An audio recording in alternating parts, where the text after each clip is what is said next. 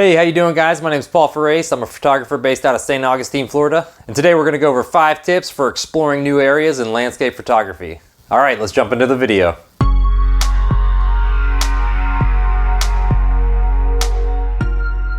All right, first off, I like to plan ahead as much as possible. I'll use Google Images to check out any photographs that have been taken at the location previously or anything I can find inspiration from or also avoid. Also use Google Maps and Google Earth to research the location as much as possible and see if there's any difficult areas, anything easier paths to get to certain places and all those things. So as much as you can research ahead of time and plan ahead, you'll be doing way better once you get to the location.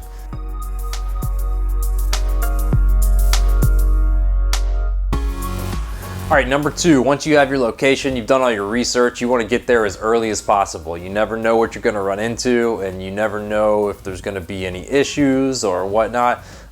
You really want to get there as early as you can. If I'm doing a sunset shoot, I'll try to get there anytime I can afternoon and walk around and look at compositions as much as possible. I want to check all the areas out, different angles and points of view of everything. So the earlier you get there, the better chances you're going to have to come away with a great photo.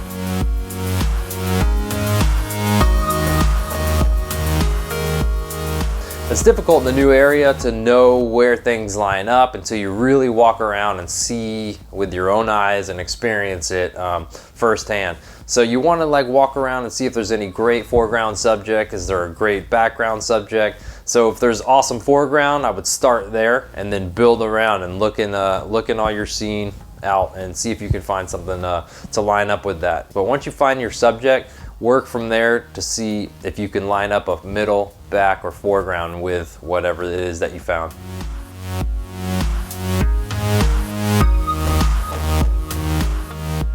All right, number 4, this tip kind of ties into number 3 when you're walking around. Use your phone. Just pull out your phone. Don't even take out your camera. And use your phone to document compositions. The light, you can see where it's coming through. And the light's going to be too harsh anyway earlier in the day for the most part. So just use your phone to document compositions. You can also use GPS to mark spots, like say if you're coming back. Like say if you are wanting to do a sunrise shoot and you're doing a scouting session the evening before, use GPS to mark your spots and your compositions to come back in the morning and be ready, because it'll be pitch black and hard to get to.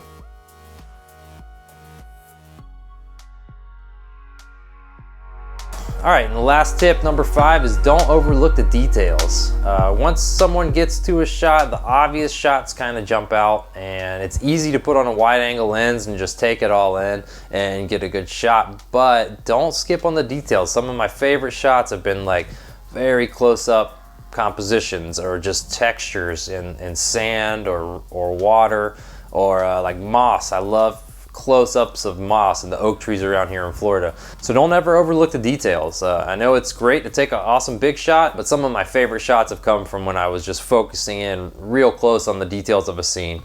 And that also supports the big shot. Say you take a large shot and then you have 3 supporting details that tell a whole story. That's great to do too. And something that I like to do is take supporting scenes or supporting detail shots to support a big shot. And that's a good way to, say, do a carousel on Instagram or something. So those are my 5 tips for exploring new areas in landscape photography. If you've never been to a spot, it's great to plan ahead, prepare as much as possible, get there early, use your phone to scout around for compositions and pay attention to any foreground, midground, and background sections, and then work from your most interesting subject to try to make a full photo with all those elements. And last, don't overlook the details. There's always some amazing shots in the details of a scene. So I highly suggest you don't overlook everything. You work slow and easy, and that's why getting there early is so important. Work a scene real slow, check compositions, and once you find something really interesting, work that composition for a while until you find something you really like.